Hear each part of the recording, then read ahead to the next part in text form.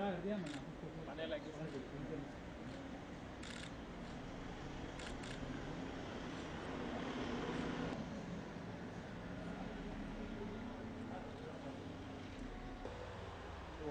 que tú sabes más la zona, igual puedes... Tú les... Ahí estamos.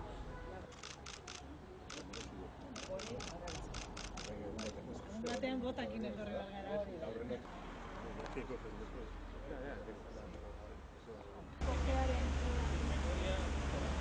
Egunon guztioi. Eskerrik asko etortzeagatik. Tokiren bat aukeratu behar genuen, gaur dakargun albiste hau aurkezteko eta pentsatu genuen Berangon egitea. Berangok baduelako museo hau, Burdinesiari buruz diharduena, eta gainera Berangon badagoelako jarrera berezi bat ingurune hau, ingurune honi importantzia emateko eta hainbat ahalegin egin dira, eta espero dugu egingo direla eta horregatik gaude gaur hemen.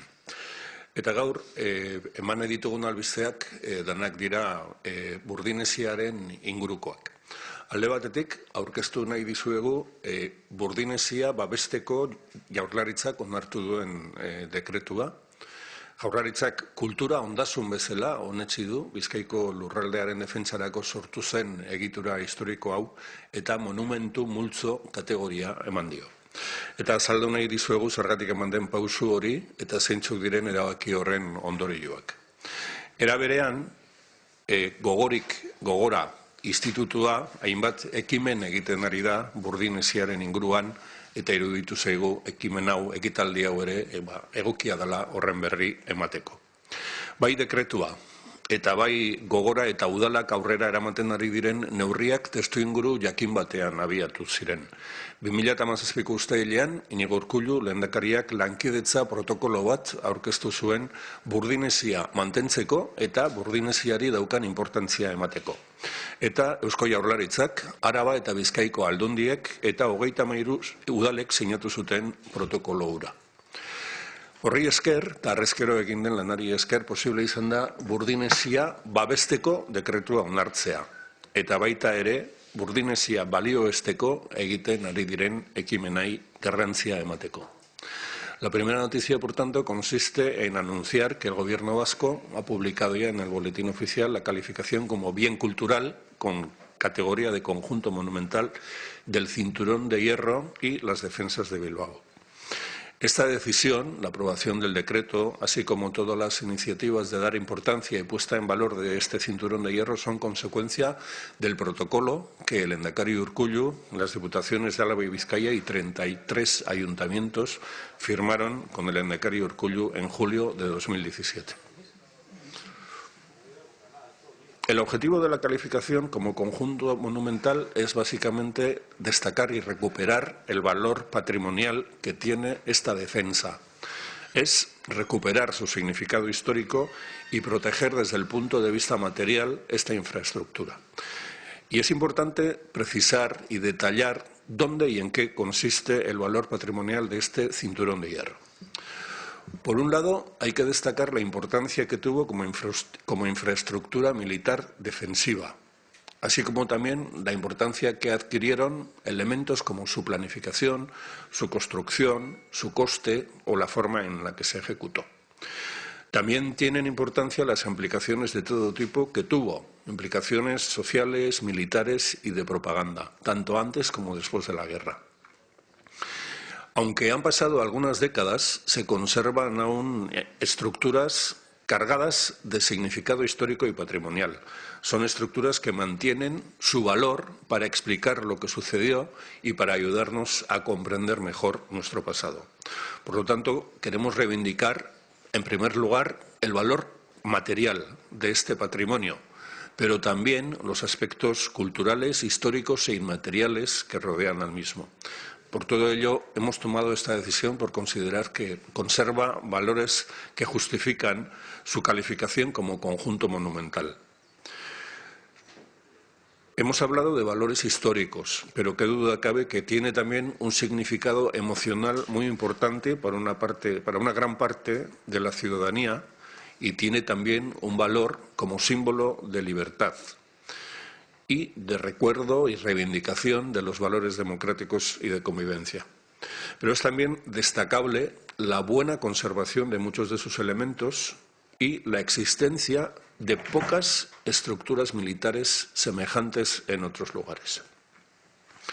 Desde un punto de vista estrictamente patrimonial, ha sido la Dirección de Cultura y Política Lingüística del Gobierno vasco, a través de la Dirección de Patrimonio Cultural, quien ha gestionado y ha definido la protección del Cinturón de Hierro y las defensas de Bilbao. En este trabajo fue muy importante, quiero destacarlo, la colaboración de la Diputación Foral de Vizcaya. Pero, al tratarse de un elemento estrechamente vinculado con la memoria histórica, también ha tenido una importancia grande, quizá más que en otras declaraciones, el Instituto Gogora, el Instituto para la Memoria, la Convivencia y los Derechos Humanos, que ha tenido una actuación importante en la definición de los diferentes elementos que constituyen este bien patrimonial. Y en su mano queda quizá el aspecto más inmaterial de lo que resta por hacer, que es el mantener viva la memoria y la concienciación en torno a los valores de convivencia y derechos humanos. Burdinesiak 80 kilometro baino gehiagoko egitura bat osatu zuen, kostaldean jaio eta kostaldean hiltzen zen, eraztun baten forma zuela, eta hori da berez Burdinesia, baina onartu dugun dekretu hau aruntzago doa eta beste elementu batzuk ere jasotzen ditu bere baitan. Alde batetik, lerro inglesa deitutakoa, alkateak aipatu duen Maruri atabeko ingurunea, eta baita ere Artxandako lerroa. Elementu hauek osatzen dut zutelako eraztunarekin batera Bilboren defentsarako sortu zen azpiegitura hau. Eta nolabait ditu behar zitzaion eta dekretuak ematen dion izena da beraz zabalagoa eta deituko zaio eta deitzen zaio dekretuan Burdinesiaren eta Bilboko defentsaren babeserako egitura bat. Eta esan dizuet lehen 33 udalek sinatu zutela aldundiekin eta Jaurlaritzarekin batera eta 33 udaloiek hartzen ditu bere baitan babesten dugun ingurune honek. Aipatu liteke garrantzitsua delako neurria handiko egitura bada eta neurriari begiratzen badiogu berarekin konparatu litezken elementu bakarra gure autonomia erkidegoan izango lirateke Santiago edo Donejakue bidea osatzen duenak eta gero dauzkagun hainbat estazio megalitikoek. Burdinesia ez da uniformea bere osotasunean, ez da bere edadura osoan. Esan dugu 80 kilometro baino gehiagoko defentsa egiturak dituela eta tipologia ezberdinekoak dira. Lubakiak daude, babeslekuak daude, metrailadoren asentamentuak, baserriego tortuak, multzogo tortuak eta hormigoizko harresiak gezi lehioekin.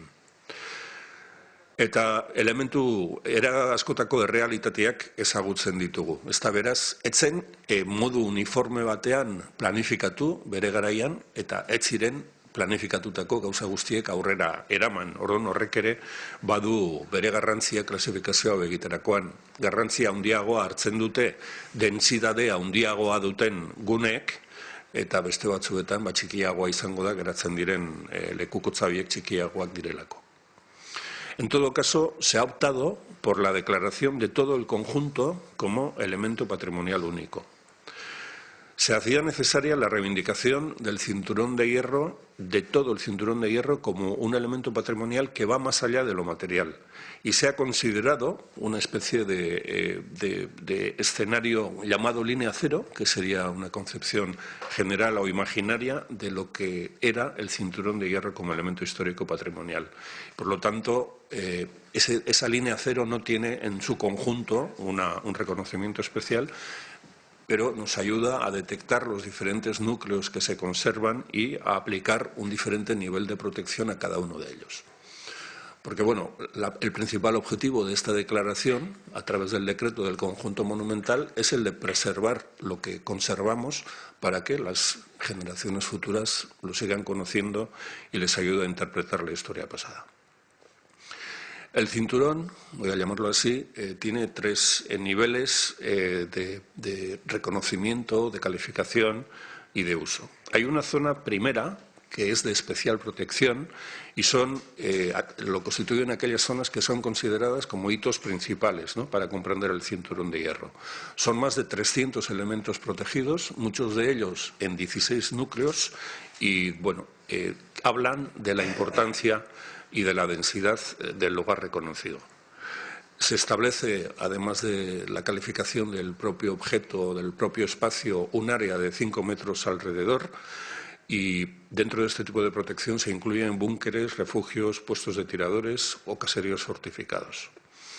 En lugares como Mendibe Araneburu, en Berango Supela, se ha tomado un área amplia que incluye al conjunto de los elementos allí presentes.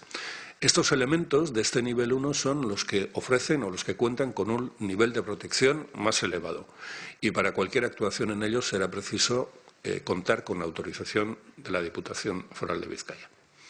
En el caso de los municipios alaveses, de la Diputación Foral de Álava. Hay un segundo nivel, que sería la zona 2, de elementos de protección secundaria. Son aquellas zonas en las que no existen testimonios perceptibles, pero pueden existir indicios de que hubo una actividad importante o de que existen restos de entidad. A día de hoy, por no conocer en más detalle lo que suponen, se declaran en esta zona 2, en función de cómo avance la investigación en el tiempo de cada uno de ellos, se establecerá si pasan a un primer nivel de protección o quedan en uno tercero en el que la protección es ya de carácter muy básico. Son las zonas estas del nivel 3 serían las que están más próximas a eso que hemos denominado línea cero, ¿no? O línea imaginaria del cinturón. En estos casos se establece una franja paralela a 5 metros, salvo en Gamisfika y Larrabetzu, donde ese nivel de protección será en torno a una franja de 30 metros.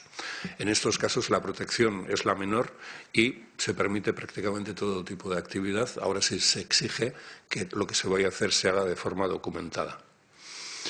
Y en todos los casos, y esto creo que es un elemento importante a destacar, sobre todo de cara a los usos que se les puedan dar a estos espacios, queda absolutamente y expresamente prohibido la utilización de detectores de metales.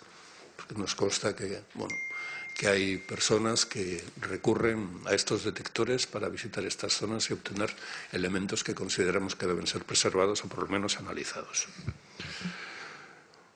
Beraz, esan dudan bezala, garrantzitsuena lehenengo gune hori izango litzake, mailarik goreneko babesa jasoko duen gune hori, eta horretan, ingurune horretan, 300 bat elementu daude, gehienak 16 multzo ezberdinetan sailkatuta daudenak, eta horietan ikusten da dentsitatea handia dagoela zaindu beharreko elementuen ikuspegi horretatik. Eta bereziki garrantzia hartzen du puntu honetan, Mendibe Araneburu, Berango Supela inguruan dagoen guneak, elementu asko pilatzen dituelako. Bunkerrak, aterpeak, jaurtitzaileen guneak edo gotortutako baserriak. Babesek itzuli inguruan 5 metroko area bat hartzen dute bere zaintzarako eta horiek dira elementu hauek izango dira babes mailarik handiena izango dutenak. Hemendik aurrera zer geratzen da? Hori ez du esaten dekretuak egiten duena da kalifikatu eta esan zer dan zaindu behar dena. Hemendik aurrera geratuko litzake ikerketa lan handi bat, auskalo nora eramango gaituena eta zer deskubrituko duena, eta zentzu honetan txalogarria da, ingurune honetan egotea, hainbat tokitan herritarren taldeak ikerketa hau egin nahi dutenak, eta gainera oso importantea da, talde hauek duten kontzientzia eta hartu duten kontzientzia egiten diren garbiketa edo indusketa lan horiek ezin daitezkelako edozein modutan egin. Egin behar dira kontu handiarekin dauden elementuak behar bezala identifikatu eta aztertzeko aukera egon dadin. Esan dudan bezala, deklarazio honetan garrantzia handia du alde material, imaterial, patrimonialak, baino aruntzago doa. Eta badu zer ikusirik gure konbibentziarekin, gure historiarekin, gure memoriarekin eta giza eskubideekin, eta ikutu hori Gogora institutuak eman dio, eta intzanen zenar hori emango diotitza, berak azaldu dutzen detaile horiek. Prentsaurreko honetara etortzeagatik, hemen ezer baino lehen eskerrak ere alkateari, ongi etorria emateagatik eta museoko zuzendariari. Eta, Bingen Zubiria sailburuak aipatu duen bezala, burdinesiaren balioaz jabe ginen Euskal Erakunde guztiok, eta horren adierazle da hemen elkarrekin aurkezten garela, 2017ko uztailaren 28an egin genuen bezala. Hain justu, memoria ikuspegi batetik zuen garrantzia kontuan hartuta, gogoraren egoitzan bertan, lehendakariak aditzera eman zuen, ezagutzera eman zuen protokolo hori, elkarrekin babestu eta balioan jarri nahi genuelako Burdinesia. Eta zentzu horretan nik uste dut erakunde guztiak bat etortzea horrekin horreberak erakusten duela zein garrantzia ematen diogun Euskal Gizarte bezala eraikuntza ezoiko honi. Burdinesia izan zen bere garaian ordura arte inoiz Euskadin egintzen eraikuntzarik handiena.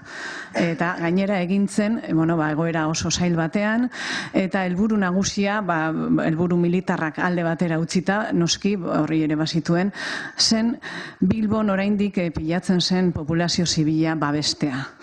Eta etortzen ziren itsasontziak azken populazio zibila alimentatzeko zekarten oinarrizko elementuak ere sartu ahal izateko. Jakin izan arren oso zaila zela momentu horretan zetorren eraso fasistari aurre egitea. Baina babesa espazuen lortu erabat frenatzea bai lortu zuen milaka pertsonek azken egun horietan esan bezala oinarrizko baliabedak eskura zitzaten. Eta beraz, badu gure historia kontatzerakoan balio simbolikoa zaratago badu balio historiko bat. Eta nik uste dut, eta azpimarratzeko balin badago zerbait memoria ikuspegitik da, babes honekin ematen zaion, kultura ikuspegitik ematen zaion babes honekin ez dela bakarrik elementu materialak babesten eta balioan jartzen, hori beharrezkoa da, eta babesak albidetuko du, ez daitezen apurtu, beste hainbat apurtu izan diren bezala orain arte. Horrekin batera, babestuko duguna da gure memoria bera. Gure memoria demokratikoa babestuko dugu, eta honekin errekonozituko dugu milaka pertsonek bizi behar izan zuten bidegabekeria. Beraz, gure egitekoa da, hemendikan aurrera, batetik gogora ekartzea pertsona horiek bizi izan zutena, egin behar izan zutena demokrazia babestu eta gutxieneko bizi baldintzak babesteko gizarte osoarentzat, eta baita ere gure egitekoa da memoria horren transmisioa datozen belaunaldiei. Horretarako, ibilbideak esartzen ari gara, eta ibilbideak esartzea da, memoria eta gure historia kontatzeko beste modu bat. Bertatik ikastetxetatik edo gazteak ekartzen ditugunean, kontatuko diegu gure historia, eta ikusiko dute zeinen balio importantea da garrantzitsua duen demokraziak eta demokrazia zaintzeak.